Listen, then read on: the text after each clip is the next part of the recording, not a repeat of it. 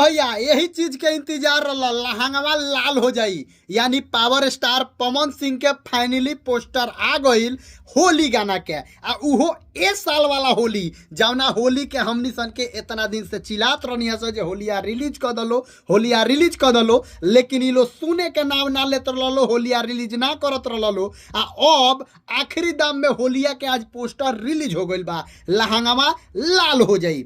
हम बता दी कि ई पावर स्टार पवन सिंह के ऑफिशियल चैनल यानी पवन सिंह ऑफिशियल से आ रहल बा।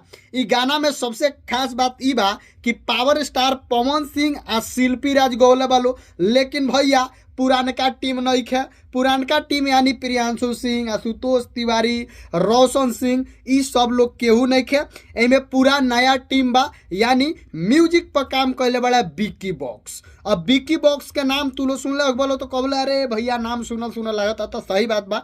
बहुत सारा गाना खेसारी लाल यादव भैया कैले बड़े, पवनू सिंह के कई गो गाना बिक्की बॉक्स कैले बड़े, तो भाई ई म्यूजिक फाइनली बिक्की बॉक्स के बनावल ह। लेकिन एमे जौन बा कि साथे काम कैले बड़ी खुशी तिवारी, खुशी तिवारी में काम कैले बड़ी फीमेल में वीडियो में पावर स्टार पवन सिंह के साथे गौले बड़ी जौन बा की शिल्पी राज।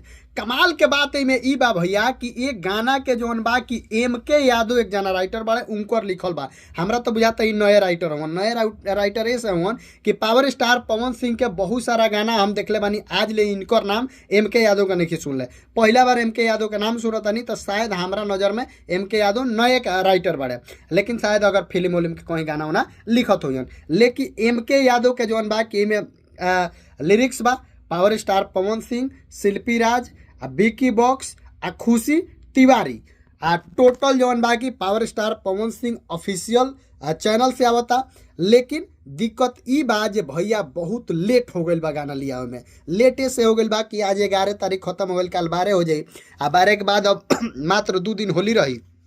13 के समत बा, 14 के होली बा, तो होली में मात्र 2 गो दिन रही। 2 गो दिन में लोग का करी, कितना करी। अभी कमिंग सॉन्ग में बा, अब काल टीजर आई कि टेलर आई कि डायरेक्ट गाने आई, एक और कोनो अभी सुनवाई नहीं है, कोनो बात नहीं है। पावर स्टार पवन सिंह अपना इंस्टाग्राम पर भी डलले बड़े ये गाना के आवे के जे गाना आ रहा बा, तो रउआ सब इंतजार करी जब गाना आई। हम तो जानते हैं जे पवन सिंह के गाना हो तो आग लगा दी, एकदम गारंटी बा, लेकिन तनी सब पहले आई रही तो और मजा आई।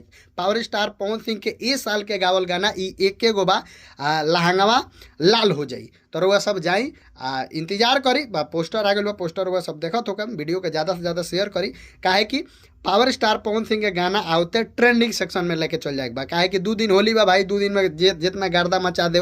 बाकी वीडियो के ज़्यादा से ज़्यादा शेयर करी, चैनल पर नया बनी तो सब्सक्राइब करी, काहे कि वीडियो भोजपुरी के हर एक खबर पर आवेला। मिलता है अगला वीडियो में, तब तक खातिर नमस्कार।